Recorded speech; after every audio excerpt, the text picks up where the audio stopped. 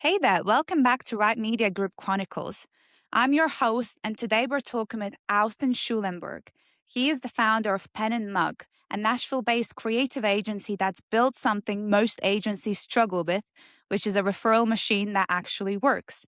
Since 2013, he's gone from solo freelancer to leading a fully remote team, working with everyone from Fortune 500 companies to major musical festivals and professional motorsport events. Today, we will be talking about how he did it, why he's opposed to replacing people with AI, even when it would save some money. So, Austin, welcome to the show. Happy to be here.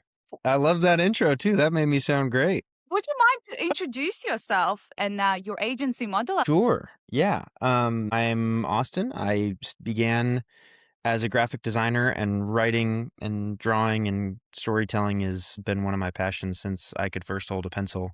And I still love doing all kind of stuff like that. And that's what led me down this career path. My dad was a arcade game developer and a software developer, and was the one who pushed me digital at first, and I was a little resistant to that back in the day. I was like, I want to draw and write and do all this stuff on paper and pen, and moving digital was obviously the way to go. But I got into that, and I took my first digital design class in high school and quickly fell in love with all of that. So I went to college, and that was my major from the jump. I wanted to make logos and all type of miscellaneous graphic design. And then outside of college, was able to do that as a freelancer for a while and gather clients, gather collaborators and other designers that I love to work with, and then form that into business and an agency that was more than just me, but now has become a team that is 11 strong right now. As of today, we just had another new part-timer join today. Nice, So congrats. we got 11 of us on the squad right now, doing primarily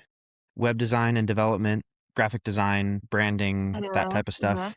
And then also working as the fractional creative directors and creative department for different companies that have either a small marketing team or either a large company with a small marketing team, or just a small company in general will be their outsourced creative department, and really work closely with them long term. So those type of retainers have become a big backbone of our business. And then we'll still take web projects and branding projects that are more of a fixed scope, and then it's done type of work. I love the fact that, Yeah. you said sort of your father steered you in this Yeah, I did. area or this niche, shall we say. It's a great foundation to have to move digitally because this is where the future is now, right? I have a lot of friends who feel like they need to explain technology to their parents, and I'm Yeah. the reverse. When I have a problem with my computer, my dad's the one I call. I'm like, What is wait, his background how does this like, I work? wonder? Yeah. Does he have a lot of computer digital background? Yep. He's a mechanical engineer kind of brain his Wow. whole life. He's done development, but he'll take these things apart and put them back together, and he knows anything that he's worked with. He pretty much knows how it works inside and out. Yeah. And there was one time when we were launching a website. This is going to get a little bit in the weeds, but we were launching a website, and the MX records or something associated with your domain that makes your emails work. And I was newer to this, and I had published the thing and somehow wiped out the MX records accidentally. Okay. And they weren't there, but I didn't even know what an MX record was. Yeah. So I'm looking, and everything that's in there looks right. And he took one look at it, and he's like, well, where are the MX records? I was like, well, what is that? Yeah. Does it need an MX record? I don't know what that is. And we were able to fix it, and I was spinning my wheels before I called him. You know what's interesting? I do actually have a background. I used to work with a lot of mechanical engineers, you see, and I know how their brain works. It's like Yes. everything's about problem solving for them. That's awesome. Yeah. I think I got a little bit of that gene from him, and a little bit of the, just like I always like tinkering and juggling different side projects and things like that. I'm bad at relaxing, but I've always taken that more in like the visual art and the storytelling direction with it more than mechanical. Like he's done some mechanical engineer type of stuff with like taking apart cars and fixing motorcycles, and I did not have a ton of interest in that. We tried doing that together, and I was like, I'm done. But you know what's crazy? As a father, you really want to sort of brush those interests that you have onto your kids. Yeah. And it's sort of unfortunate that they don't go the same route, but that's life. End of the day, you can't do much. We have a lot in common that we'll find common ground on, but then he'll be in the garage all day, and I was over that pretty quickly. I want to talk about your niche a little bit. You said you sort of do bits and bobs, but mostly you do events in Nashville. So you do indie car races to musical festivals to corporate summits. So it's a crazy Yes. niche to have. So did you naturally just get into it? I'm just wondering the story there. It was a little bit of just the opportunities that we got, and a little bit of, I think, my personality and the people that I know. My wife is also a event planner and a wedding coordinator, and I've been working with some of these events before I met her, but I guess that's just kind of the circles that I've found myself in for a while. And then the music festival, Live on the Green Music Festival, RIP, was one of my favorite festivals in Nashville, and it hasn't happened for a few years. But that was an early opportunity that we got. That was when I was still solo and they needed a graphic designer. And I raised my hand and applied and ended up getting the job to support their creative team as an extra freelance designer. Okay, yeah. And then they brought me back year after year after year, and then me became not just me, but the team that I was building. We got to continue to be part of that. And then contacts and people and ops people and the folks that we worked with, producers on that event, led us to other events too. So I think events have become a sweet spot for me, and I love a great live event. I think that is a really good fit for my personality, but it wasn't so much, the story isn't like picking a niche and going after it and finding a way in. It was more like the Natural. opportunity that I had early on, and then just trying to do right by those people so that they hire me for the next thing that they work Mhm. on, and they hire me for the next project that they start, or the business that they found, or whatever that is. A lot of what we've grown has grown from those relationships. It sounds like it sort of snowballed from then onwards, that you surrounded yourself with these people and your network was just naturally, you came to toward this niche. The question I think everyone's thinking as well, because you help these events and obviously promoting them, do you get free tickets?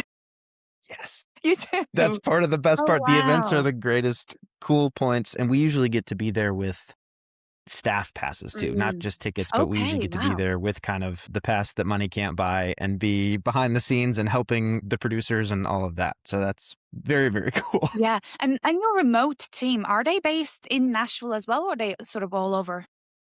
We a little bit all over. We have a lot of, I think 6 of us are Nashville based right now, 6 or 7, because that's also the team, like our clients, is something that's grown through personal relationships and referrals and connections. We have 5 team members that live around the USA, and one who is an American woman, but she's living in London right now, and then a few other states around the US. So, but even for the Nashville folks, we don't have an office. We're fully remote in that way. We have co-working spaces where we'll meet up in person. Shout out Switch Yards. It's my favorite place ever. But that's still maybe one day a week we'll meet up in person to do some work together, and the rest of the time we're remote, even those of us that live geographically pretty close together. Yeah, I mean, I did a mental health first aider course as well, and because everything's moving remote nowadays, it's like how Yeah. can you actually judge the person behind the screen is doing mentally well? Because sometimes we just talked about this off the call as well. You're cooped up in your house, and if you don't get out and socialize, you can go insane. Because we as people need to get out there and socialize.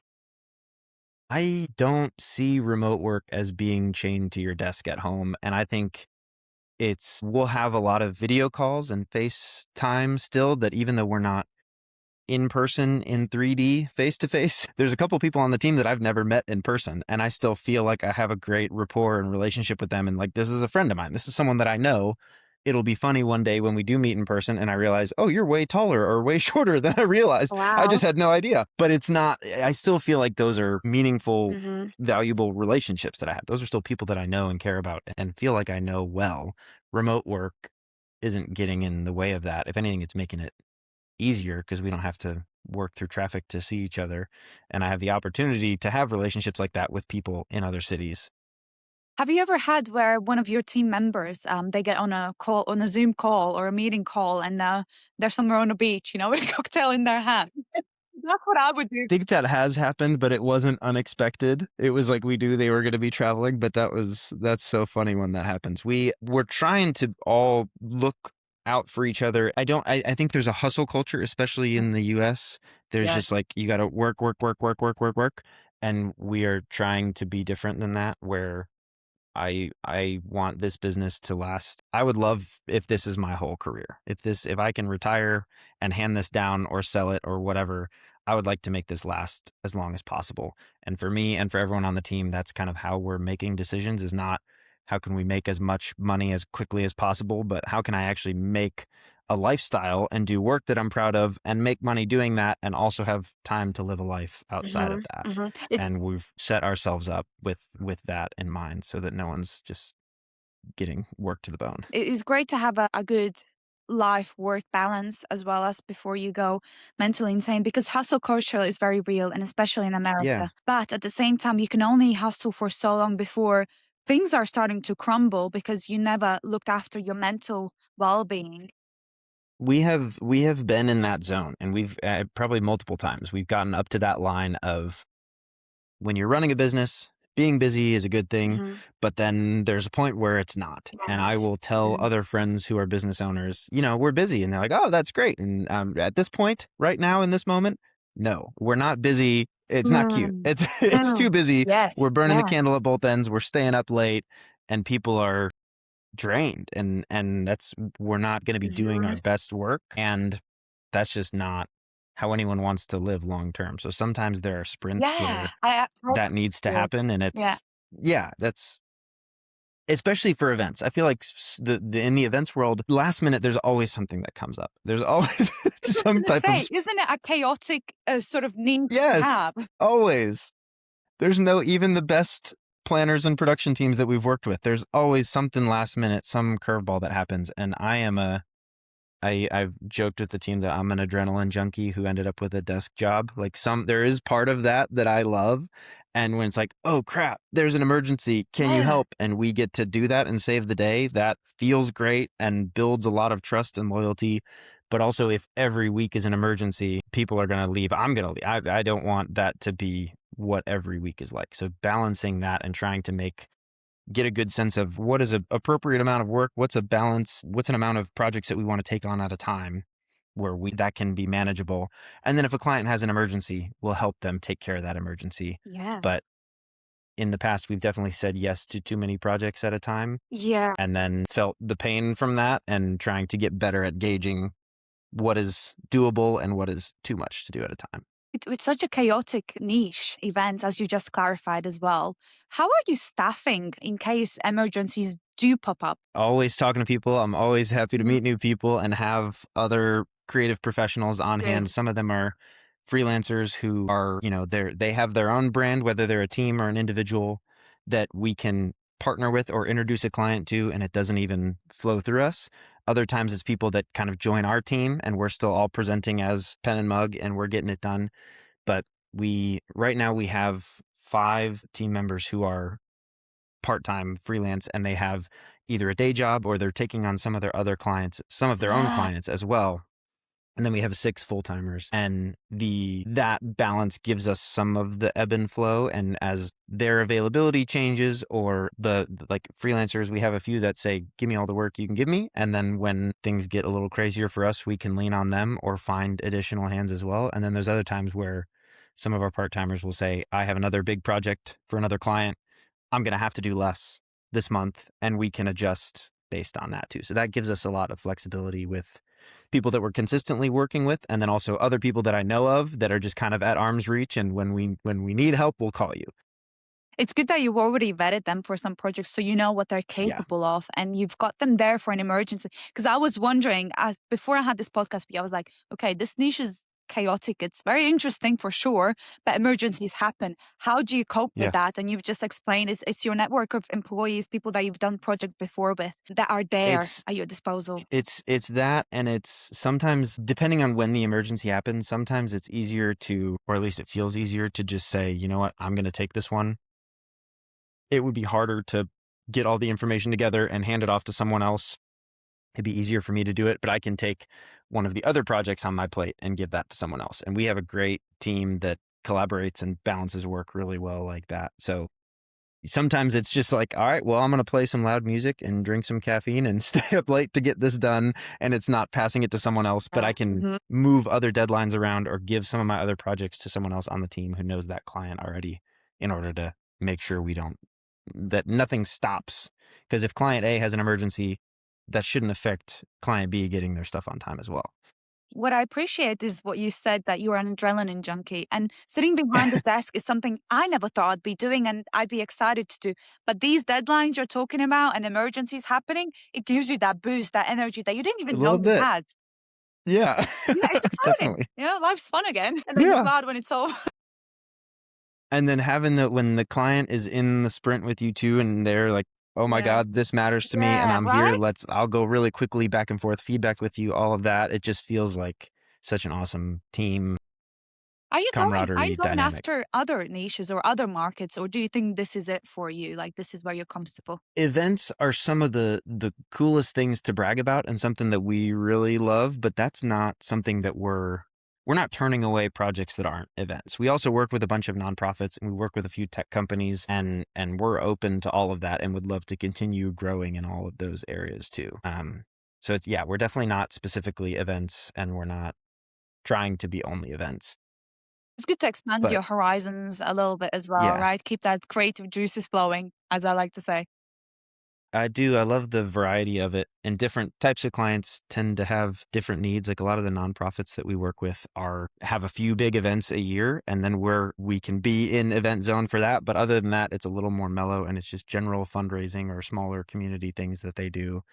And then some of the larger events, like you mentioned, the IndyCar races, that is one giant event that is on a specific weekend. And the whole year you're building up to that one Oh, wow. weekend, and then the event happens, and then it's done for a little Yes. while. So the nonprofits and the tech companies is a little steadier, and Mhm. they're constantly doing fundraising or they're constantly doing different marketing things. And then the events are a big spike and then drop off. I'm in the United Kingdom, and for us, I've noticed there's a lot more events happening at this time now when the sun's coming out, Yep, people are coming out of their caves. But during the definitely. winter, it's becoming a little quieter because everyone's sort of homebodies and then just watching It's Netflix. the Yeah, holidays. it's the Yeah, holidays. So do you find it's the same for you guys with events? definitely. Yeah. Definitely. The summer is consistently our busiest time of year, and I think that is because of a lot of the events that we work with. And there will still sometimes like customer summits will happen towards the end of the year or sales kickoff events and big pep rallies for teams. Internal events will happen January, February, where it's still in the winter. But a lot of the biggest events and the most volume of events happens in the summer in Nashville too, because we have all four seasons and spring and summer is the best time to and fall. Not so much in winter. Talking about a lead generation, because this is one of the most common topics we talk with every single Yeah. agency owner that's been on the podcast. And some agencies have cracked the code, some people haven't cracked the code. Some are in the growth phase, some are in the steady phase. So with particular lead generation, previous you mentioned referrals are going really well and steadily, but you did mention that you're afraid that occasionally they would dry up. So what have you tried with lead generation? What worked? What didn't work? So far, referrals and repeat clients have Mhm. been probably 80% of our growth. And I would say we're in a growth phase now too, Okay. where we're looking for new opportunities and adding team members. And so far, we have not done much paid or anything like that. We've done organic marketing, we've posted on social media, we've put a lot of effort into business listings like Clutch or 50 Pros, where we're listed there and we'll have a lot of people. That helps our SEO for people locally who might be looking for us, but also globally. We're ranked amongst all other types of similar firms across the globe, and people can find us that way. And we've had some good organic connections there. We haven't had a large number of people find us that way, but we've had a medium number of people find us that way, and they're usually pretty great leads Mhm. and projects that we're excited to take on by the time they contact us. So it's been more organic connection like that, and then repeat clients, referrals, working with other agencies who then they get other clients and bring us in for part of the project or pass a client off to I us. see. That's where most of our new opportunities are coming from.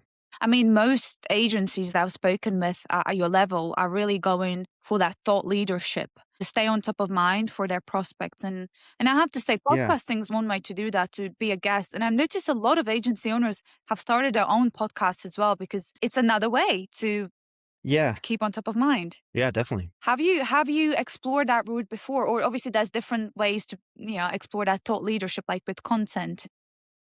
We have explored it a bit. We've done some newsletter writing. We have not thought about starting our own podcast. And I've taken a few opportunities like this to be featured on podcasts, and I'm always excited Mm, about that. But I don't think right now our plates have felt pretty full with work to it's hard to imagine adding like, all right, now together as a team, we're going to add a podcast to that as yeah. well. Your team would But I kill think you. Like, those what are you doing? What's Yeah, going on here? even if I'm doing all the podcast stuff, then that would remove a lot of the other client work that I'm still doing that Yeah.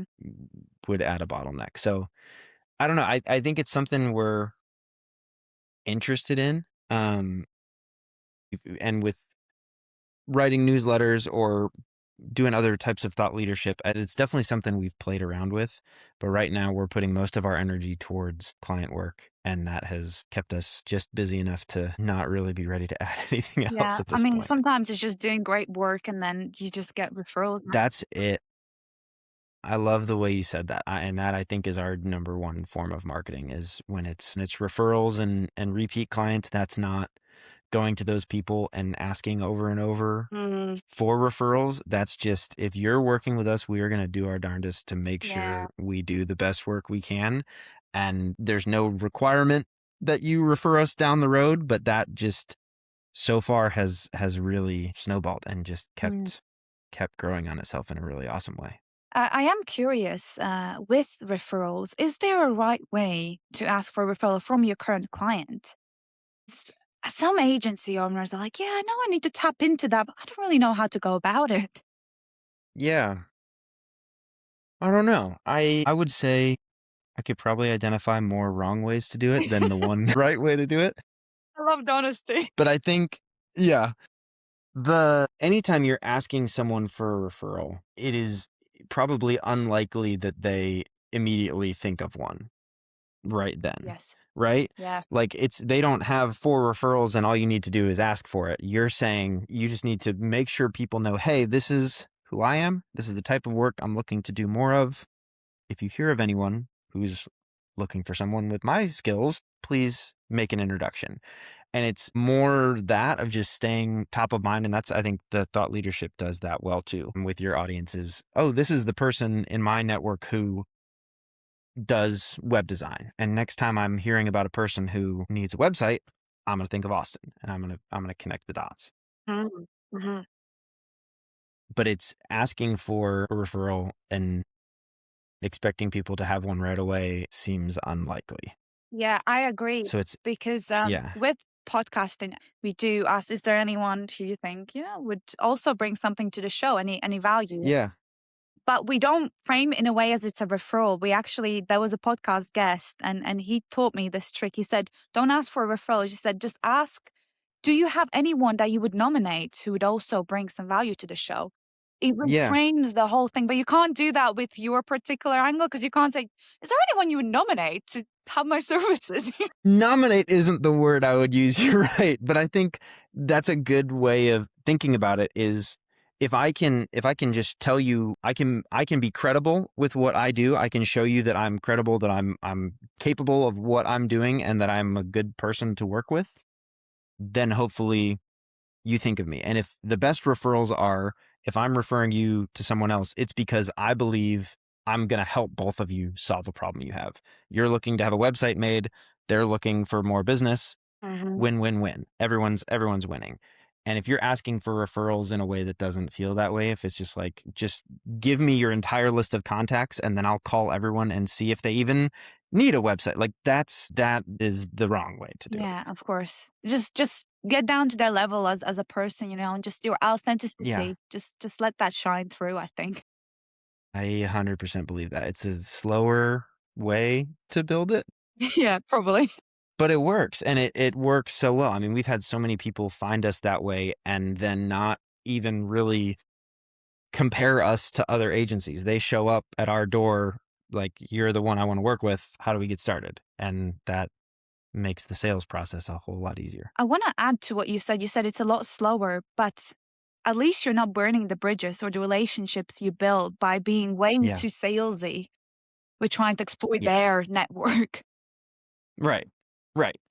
I want to talk about your pivot because you said you're now positioning yourself as a creative director rather than Yes. a outsourced creative department. So Yes. what actually changed? Like, tell me the difference when you sort of pivoted.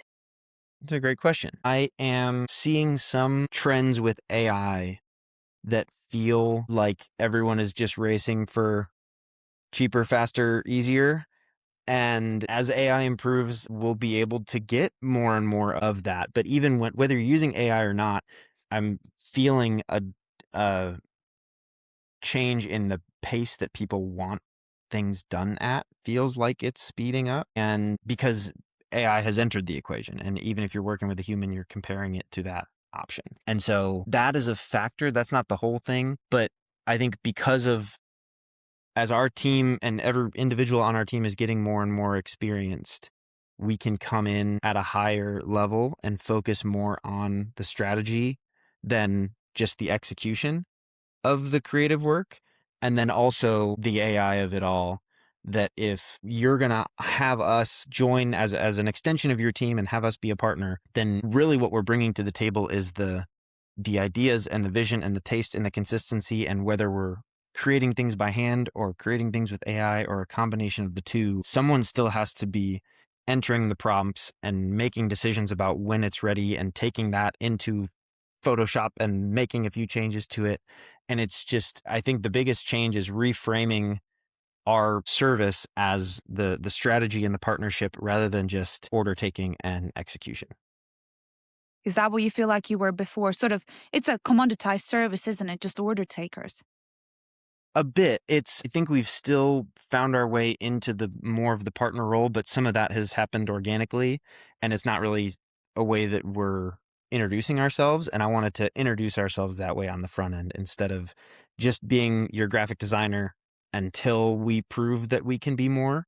I want our website to present us as we can help with that top level too. We're still not providing marketing strategy at this point because we're working with a large enough number of clients that it would be hard to go that deep with each one and identify their customer and figure out how we're going to approach that person. But we are going to be your marketing strategist's best friend. And we will put that level of thought and care into the creative design and the visual and the messaging and all of that. So if someone else can bring us a marketing plan and a business model, we can take the whole creative side of that and run with it. And I think as our team has gotten more experienced, as our team has grown, and then also just with where I feel like we fit best for those long-term retainers, we're talking about it, or really just starting to talk about it as your fractional creative directors. So it's sort of sitting at the table with them and coming up with Yeah, decisions and the strategy together and getting aligned on absolutely. the wider outcome of that.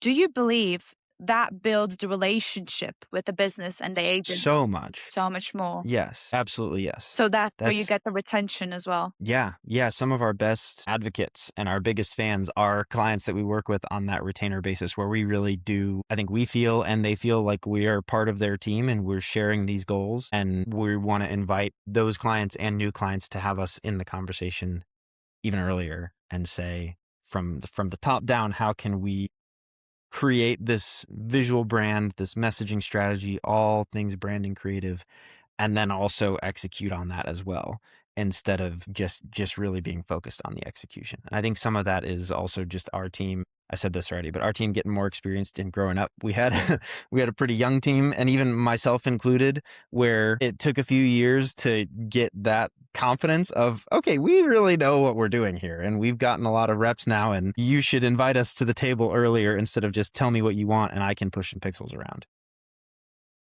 Yeah, I love the aspect where you nurture the clients you have rather than models where they're like, I want to get as many people through the door as I can. And that's most likely because there isn't that retention that the clients are Yeah. staying with them. Yeah, I like the way you said that. I think that's really important to me and to our team. looking at our team members and looking at our clients. Is everything that we're doing, we're playing the long game, and we're not trying to just get a quick score and get out. We want to build relationships in every aspect of our business and try and keep them growing and benefiting everybody involved. Of course. I want to talk a bit about AI because you said you don't want to replace people with AI, even if it would save you money. But that's expensive for the business in a way. How long Yeah, do you think you can hold that line before, because I don't AI, know. you got so many new tools every day, right?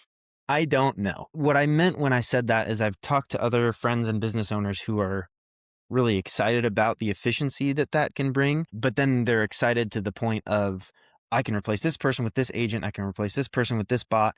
And then in the most extreme circumstance, your business fully runs itself and you're, I guess, just checking in and updating the agents or something, or even maybe not. And my goal is to make work that I'm proud of and help people and not just fully automate a business. So that's more what I mean by that. Is I think being a part of a team really Mm, gives me a lot of life and purpose. mm, And we're using AI for efficiencies, but we're using AI to take the part of the process that nobody wants to do or that a computer really is best at and do data aggregation or, just efficiently do things like that. But we still want humans in the driver's seat, mhm, communicating with clients, making decisions with each other, for the art part of it, mhm, for the visual design part of it. Even when AI is a part of the ingredients there, I don't, it doesn't make sense to me to just fully replace mhm. people. And I think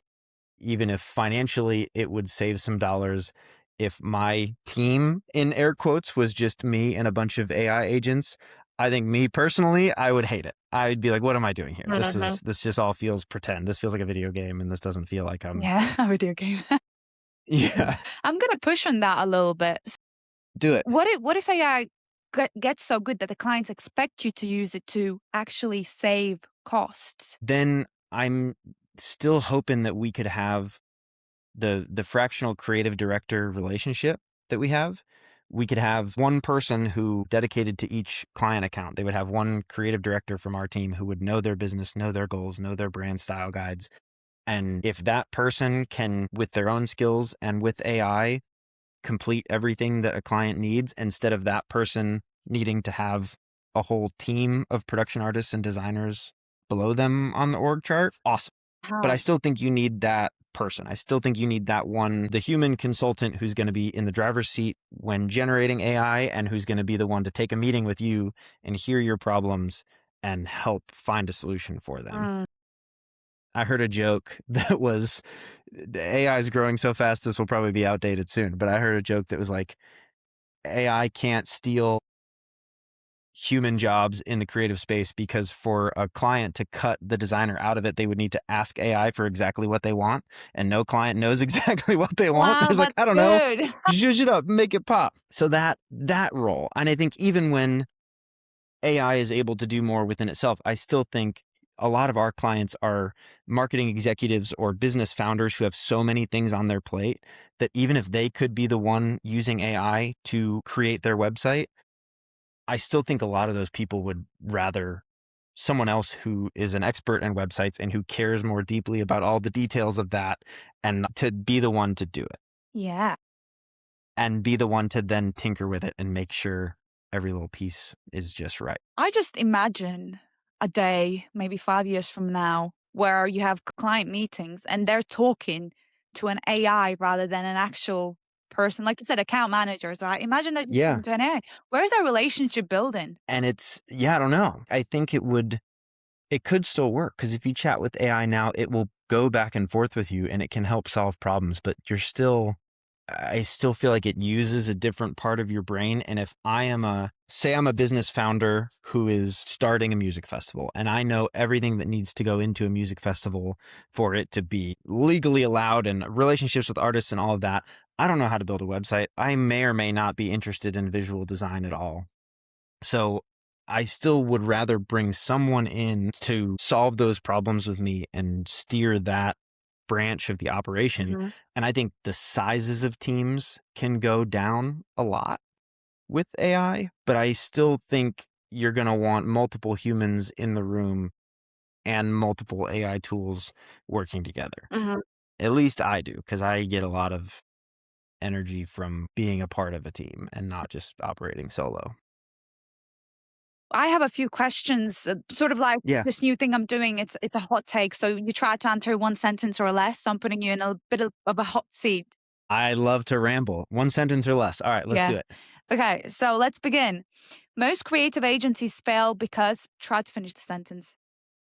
Most creative agencies fail because they think clients will just find them and hire them without the creative themselves needing to do much. Okay. Have you seen it happen with like your competitors? I I've seen really large ad agencies start to have to shift and lay people off because they can't pivot as quickly. But a lot of the smaller teams and individual freelancers seem to be finding a way right now and making it work. But I do know that there's the people who I've seen struggling to find work are Mm. still in a lot of cases just sitting and hoping someone finds them instead of Getting yourself going out out. there. Yeah. Yeah. I like your answer there. Okay. It was more than one It sentence. was. My next question is what's one thing you see other agencies doing that you think is completely wrong? The full AI adoption, the replacing people with AI. I think maybe someday it can do more and more, but right now it's evolving so fast, but it's still new. And I think you're gonna hurt relationships, even if your work is getting done quicker, but then you're gonna hurt some relationships, or people are gonna say, well, if that's all you're doing, I can do that myself. I don't need you to do that for me and upcharge me. My next follow up question to that is if you had to bet money on it, what's the future of creative work in 3 years, in your opinion? I've heard very differing opinions on that. I think that it is still human driven, AI enabled. Well, sorry, I still have yet to answer any question in one sentence. You're fine. You know what? Nobody has actually answered in one sentence or less. There you go. I'm glad I'm not None alone. of these are easy. They're actually meant to trigger you. Yeah. It's an interesting aspect, actually. I want to add on to that because one way I asked another agency under this, one way to stand out in the next sort of 3 to 5 years for businesses, for agencies, with all this AI thing happening and taking over, they believe if businesses do podcasts, that's one way to be authentic and sort of still connecting with people and seeing that content and the audience is still listening to that. Yeah. They believe it's really going to stand out, but at the same time, it is already quite saturated. Yes, but I've heard that too, and I hope and I would like to believe that that's the truth and the answer is that it will be with AI and other emerging technologies, it is going to be easier than ever to have a decent looking logo, website, Yeah. whatever it is, you name it.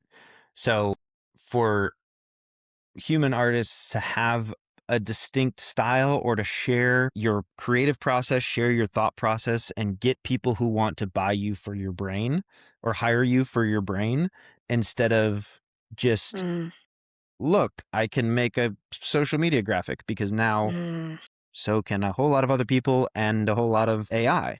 But if you can show that I have a specific, like videos of people illustrating things, whether it's on an mm, iPad or on a canvas, I find that really interesting. And that's when I'd be like, okay, I want to have this person do this because I like the way they do it and I like the result mm.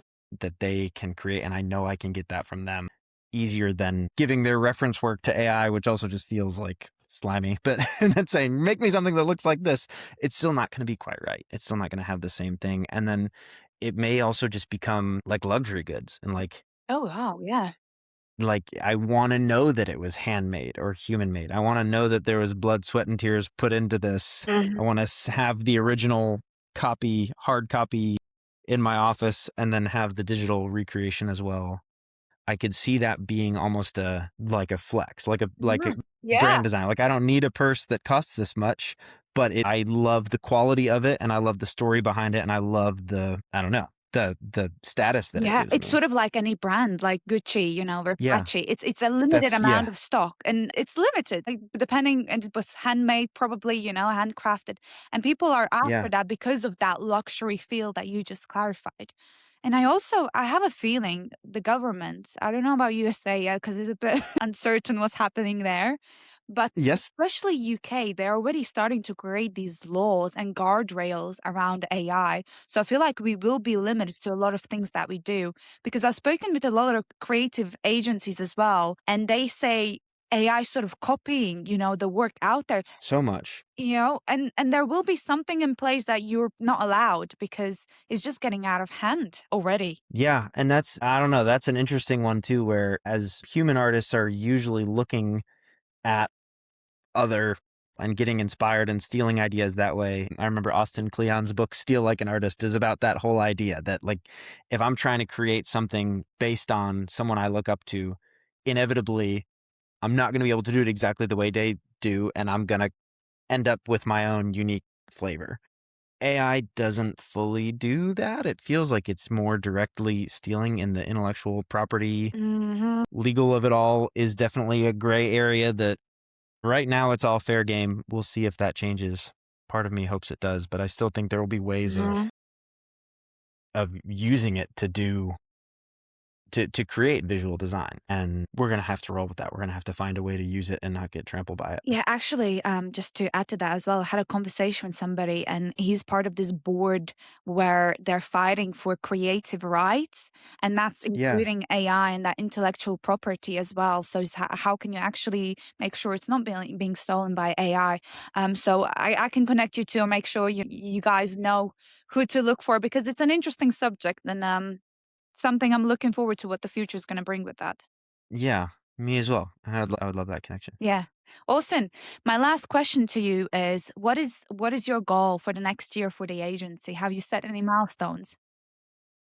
My goal is we have a few specific number of reviews and financial goals and things like that, but my biggest goal is just to keep solidifying our processes and Mm. strengthening our relationships to where it really is a lifestyle business and where everyone on our team enjoys the work that they're doing and the impact that they get to have on clients, but is also not working 12-hour days every day to make that happen. Only sometimes, yeah.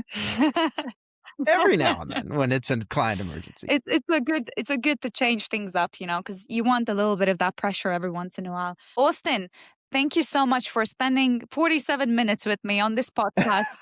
And I loved your take about, being authentic and how you really focus on the client and the delivery of what you do rather than the quantity, which is unfortunately, Yeah. so many agencies focus on that. If people wanted to connect with you to find out more information about your business, where should they look? Penandmug.com is the best place, and that will link to our socials and our individual team members and all of that. But our website's the best place to go first. And then Instagram is the social platform where we're most active. Amazing. So all the links Austin mentioned, we'll make sure they're dropped down below so you can easily locate him. And if you enjoyed this episode, please like and subscribe and let me know your favorite takeaway from Austin down below in the comments.